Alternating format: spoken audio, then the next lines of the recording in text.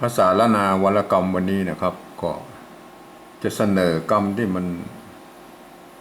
ซ้อนกัน3 ตัวนะครับนะ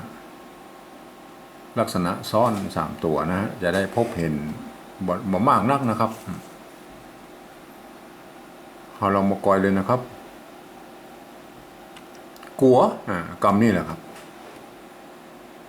กัวกัวตัวนี้นะครับถ้าเขียนซื่อๆมันก็อย่างนี้ก็กัวนะครับกัวนะครับแต่โบราณก็อย่าเอาตัวละมากำนะครับ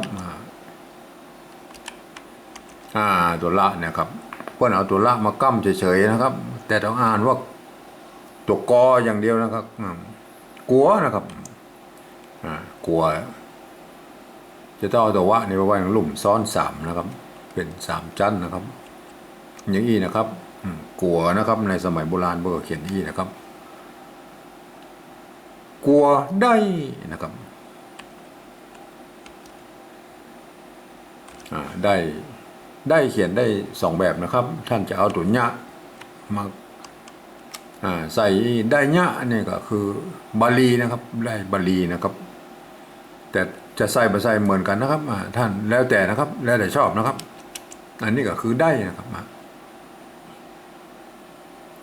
กลัวได้เงอนะครับเงอเสียงโทพิเศษนะครับใจตรงงะนะครับตรงงะนะครับทีนี้มันสระแล้วนะครับไม่กี้นะครับใส่ไม่กี้ไม่โทรไปก่อนไม่ขอจ้างนะครับเงื้อนะครับตัวนี้มันมีดำตัวนะครับเพราะนั้น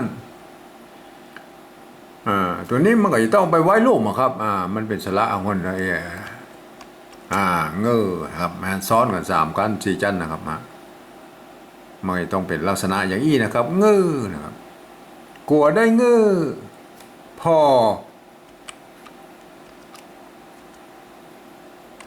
พอต้องมีกันย่อนนะครับไม้ก่อนะครับไม้ก่อคือประกอบด้วยไอ้นิกหิตเนี่ยนะครับกับตัวกันย่อนเนี่ยเพราะเขาเป็นไม้ก่อนะครับอันนี้คือไม้ย่อคือแสดงว่าเป็นเสียงเอกนะครับพ่อนะครับพ่อนะครับถ้าเขามาใส่ไม้ก่อแล้วครับมันต้องอ่านเป็นไม้กั่งนะครับผังผังพังต้องอ่านเป็นบาลีพังต้องใส่ไม้ก่อนะครับต้องใส่ไม้ก่ออย่างนี้พอนะครับต้องสะกดไปกำแล้วครับภาษาละนาเพิ่นมีไม้นะครับต้องเอาไม้ใส่ให้เพิ่นดีๆนะครับพอทีนี้จะแสดงคำว่าปิมปานะครับปิมปาตัวปะนะครับเห็นไหมครับตัวปะนะครับปิมนะครับปิมก็ต้องสะกดด้วยตัวมะนะครับมะปิมนะครับปิมปานะครับปาก็ตัวปะตัวปะมาซ้อนทั้งลุ่มนี่นะครับแล้วก็เป็นหางนะครับเห็นไหมนะปิมปาลักษณะซ้อนคือตัวมะมันซ้อนตัวปะได้นะครับปะพะปะพะปะตัวที่3นะครับปะเนี่ยนะปะพะมะตัวมะมันเป็นตัวที่5นะครับเพราะฉะนั้นซ้อนได้กู้ตัวนะครับตัวมะนี่มันเป็นพระเอกนะครับเป็นตัวที่5ซ้อนขึ้นไปขี่บนเบิ้ลได้กู้ตัวนะครับในวรรคนั่นนะครับปิมปา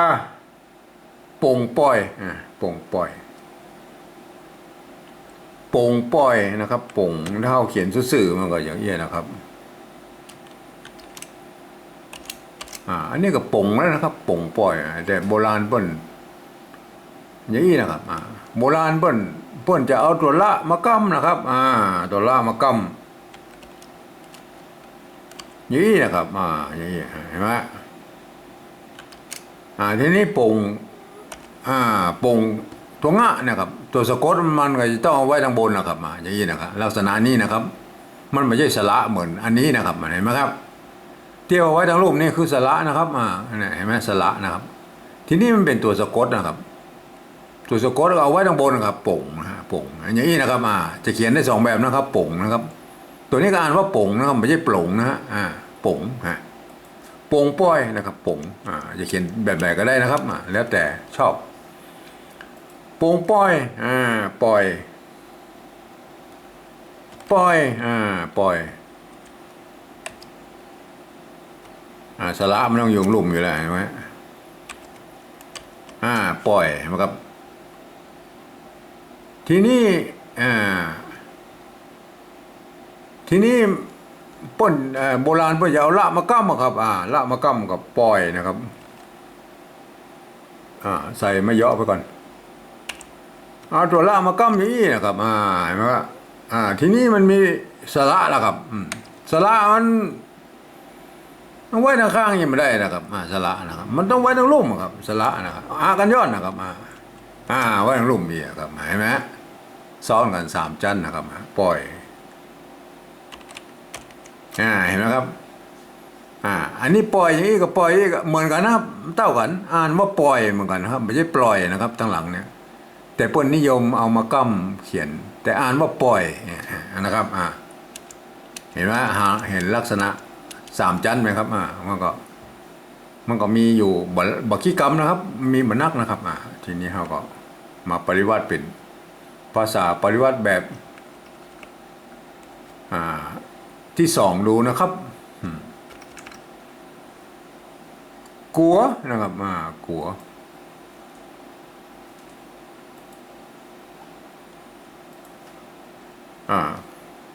การปริวัติภาษาแบบที่2ดูว่ามันมีตัวไหนครับก็เอามาตามนั้นนะตัวกะนะครับเห็นไหมมันมีตัวละนะครับเอาตัวละมาครับกัวก็เอาอันนี้มันไม่กัวครับอันนี้เนี่ยไม่กุ่งก็ไม่ไอตัวว่าเนี่ยประกอบกันมันเป็นไม่กัวครับไม่กัวเพราะฉะนั้นก็มีเขียนเป็นภาษาไทยนะครับตัวว่านะครับอันนี้ตัวว่าเห็นไหมฮะตัวว่าอันนี้คือไม่กลัวนะครับอ่านว่ากลัวนะครับไม่ใช่กลัวนะครับไม่ใช่กลัวไม่ใช่กลัวนะครับอ่านว่ากลัวนะครับกลัวได้นะครับได้ไม้ไก่เห็นไหมเทียบการปฏิวัติแบบ2เทียบมาเป็นตัวนะครับแล้วก็ประกอบคำขึ้นมากับแบบภาษาไทยนะครับผสมผสานกันไปนะครับได้นะครับได้ตัวดาเอาตัวดอเด็กเนี่ยนะครับมาปรับเทียบนะครับเงื้อนะครับเงื้อนะครับเงื้อในภาษาไทยนั่นเปิ้นบ่มีสลีนะครับนี่นะในมันจะตรงข้ามกับละนานะครับสระมีไม่กี่นะครับเงื้อนะฮะเห็นไหมครับเงื้อในภาษาไทยมีแค่นี้ครับไม่กี่ก็ไม่ต้องเอามาแล้วนะครับเงื้อพอพ่อก็ไม้กังนี่ก็ฮิตเนี่ยก็ไม่ต้องเอาแล้วก็เอามาพ่อเขียนเต้าอี้นะครับเขียนเต้าอี้นะครับปิมป้านะครับตัวป้านะครับตัวป้าเอาตัวพอพานมาปรับเทียบนะครับปิมนะครับตัวม้านะครับเอาตัวม้านะครับตัวนี้ก็มีตัวผ้าตัวครับอยู่ตรงนี้นะครับไม่กาปิมป้านะครับปิมป้านะครับปิมป้าปงปงตัวปะตัวละตัวงะนะครับปงป้อยนะครับตัวปะตัวละไม่เอกตัวนะครับเนี่ยตัวนะครับตัวญะนะครับก็คือเนี่ยตัวญะนะครับตัวสะกดนะครับเอาตัวยอยักษ์มาแทนนะครับเห็นไหมครับเรามาดูแล้วครับ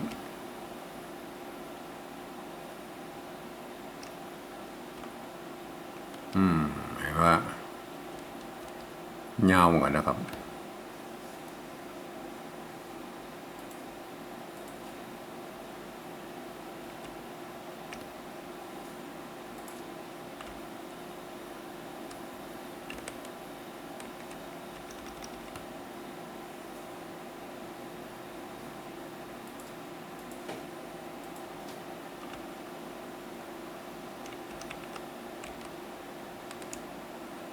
เห็นไหมครับ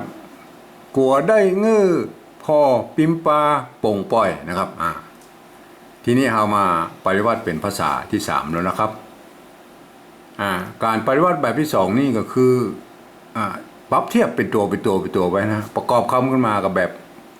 ภาษาไทยครับละนาผสมผสานกันไปนะครับผสมกันไปแต่การปริวัติแบบที่3นี้นะครับคือการที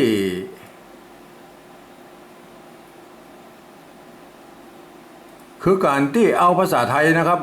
มาเอาภาษาไทยมาสะกดตามคำอู้นะครับที่ภาษาละนาเพิ่นออกเสียงมานะครับเสียงออกมาได้เอาภาษาไทยสะกดไปตามนั้นนะครับแต่ก็ยังว่ามันก็มีข้อจำกัดเหมือนกันนะครับแล้วเดี๋ยวผมจะต่อไปนะครับเรื่องเสียงโทพิเศษอย่างนี้นะครับกัวนะครับได้ยินเสียงกัวแล้วนะครับกัวมันก็กอไก่นะครับเห็นไหมมันผิดกันนะครับตัวนี้คือตัวกะนะครับตัวบนเนี่ยอันนี้ตัวกอไก่นะครับกัวนะครับสะกดให้มันเป็นกัวให้ได้ครับกัวมันเหมือนล้านลิ้นนะครับเหมือนล้านลิ้นแย่นะครับกัวอันนี้มันกัวมันก็ต้องใส่ไม้จัตวาแล้วครับกัวได้นะครับได้อันนี้มันได้นะครับได้ภาษาไทยมันได้เสียงโทปกตินะครับอันนี้ได้นะครับเพิ่นอ่านว่าได้ในภาษาละนานะครับอันนี้ก็ได้นะครับในภาษาปริวัติแบบที่2นะครับเพราะว่าตัวนี้มันเป็นตัวดะนะครับไม้ขอจ้างนะครับอันนี้มันเราต้องมองลึกไปเหมือนกันนะครับว่าอันนี้คือตัวละนานะครับได้นะครับอ่านได้อ่านคำว่าได้นะครับอันนี้คือภาษาไทยนะครับตัวดอเด็กนะครับไม่โทนะครับต้องอ่านแบบไทยคือได้นะครับได้เสียงโทปกตินะครับทีนี้เขาอย่างฮื้อมันเป็นเสียงโทพิเศษอย่างไรล่ะครับบ่มีทางเขียนได้นะครับเพราะว่าในภาษาไทยเปิ้นบ่มีวรรณยุกต์โทพิเศษมาฮื้อนะครับเพราะนั้นเขียนมาได้นะครับจะเขียนได้ก็ได้ตึกได้เนี่ยนะครับไม่ตีก็ได้ไปเหี้ยนะครับเพราะนั้นเราต้องดัดแปลงนั่นนะครับในส่วนตัวผมเอาจุดประดับไว้อีนะครับจุดประดับไว้อีนะประกอบกับไม้โทอย่างอี้ออกเสียงโทพิเศษนะครับเนี่ยเขียนคำอธิบายไว้ดังรูปนี้แล้วเรียบร้อยนะครับออกเสียงโทพิเศษได้ตัวเบิ้ลบุญนะครับอันนี้ในส่วนตัวของผมนะครับผมไปหันที่อื่นเปิ้นก็ใจตัวเอียงนะครับตัวเอียงก็มีนะครับหรือจะใจขีดเส้นใต้หรือตัวหนาก็แล้วแต่ส่วนแล้วแต่จะใจนะครับแต่ขอมีคอมเมนต์ไว้ในรูปนี้นะครับว่าอธิบายไว้ด้วยว่าลักษณะอย่างยิ่งออกเสียงโทพิเศษแล้วท่านจะผ่านเสียงได้กู้เสียงแล้วครับในภาษาละนานี่นะครับเง้อเจอเสียงโทพิเศษมาแล้วครับเง้อนะครับในภาษาไทยอย่างนี้เง้อนะครับเง้อเสียงโทปกตินะครับในแบบฉบับของผมก็เอาจุดประดับไว้เง้อโดยบนพลนะครับเห็นไหมครับเง้อนะเง้อพอนะครับพอนี่มันตรงกันพอก็พอภาษาไทยนะครับอย่างนี้นะทีนี้มาถึงปิมปานะครับเห็นไหมได้ยินเสียงว่าปิมปามันต้องปอปลาแหละครับตัวปอปลาเขียนนะครับปิมปิมอันนี้กับปิมแล้วนะครับปิมปาอันนี้กับปิมปาแล้วนะครับได้เห็นไหมอ่านเป็นปิมปาแล้วครับอันนี้เป็นอ่านเป็นปิมปาเพราะอย่างอันนี้มันตัวปะนะครับตัวปะนะครับตัวป้าไม่กี่ตัวม้าอ่านว่าปิมนะครับตัวนี้อ่านว่าปิมนะครับไม่ใช่พิมพ์นะครับตัวป้าไม่กะอ่านว่าปลานะครับปิมปลานะครับอันนี้เห็นไหมลักษณะอย่างอี้นะครับภาษาปริวัติแบบที่2เนี่ยเปิ้นเอาไว้คนที่เรียนภาษาละนามาฮู้ภาษาละนามาอ่านนะครับไว้อ่านไว้เวลาภาษาละนาตำบลพุ่นหมีเปิ้นก็จะเอานี่ปริวัติกลับเข้าไปเป็นภาษาละนาอย่างนี้นะครับคนที่หมู่ภาษาละนาเป็นฝรั่งมังค่าคนไทยทั่วไปคนเมืองที่ ได้ฮู้ภาษาละนาบ่ต้องไปบ่ต้องเข้าไปอ่านตรงนี้แหละครับ มันจะเพี้ยนสำเนียงนะครับต้องมาอ่านน้ำลุ่มนี่นะครับกลัวได้เง้อพอปิมปาโป่งป้อยนะครับโป่งป้อยนะครับโป่งป้อยได้ยินเสียงโป่งป้อยมันต้องปอปลาแล้วก็ปงปงปงปงปงทีนี้มันปงนะครับปงก็ใช่ไหมจัตวาแล้วครับปงปงป้อยบาลานลิ้นด้วยนะครับปงปงป้อยปล่อยปล่อยนี่มันก็มันก็ตรงปล่อยปงปล่อยเห็นไหมครับอันนี้คือภาษาปริวัติแบบที่ 3นะครับจะต้องเขียนให้ได้สำเนียงนะครับเขียนให้ได้สำเนียงนะครับเห็นไหมครับทีนี้อันตั้งรูปนี่ก็คือคนไทยหรือฝรั่งมังค่าหรือคนเมืองที่บ่ฮู้ภาษาละนามาอ่านนะครับก็จะได้สำเนียงละนาที่ใกล้เคียงที่สุดนะครับ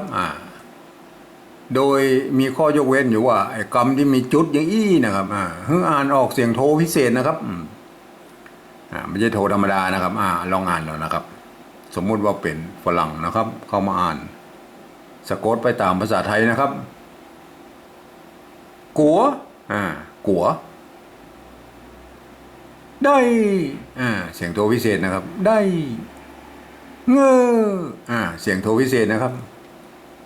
พอปิมปาปิมปาปงป้อยเห็นไหมครับได้สำเนียงละนานะครับกลัวได้เงอพอปิมปาปงป้อยนะครับลองเอาไปศึกษาดูนะครับ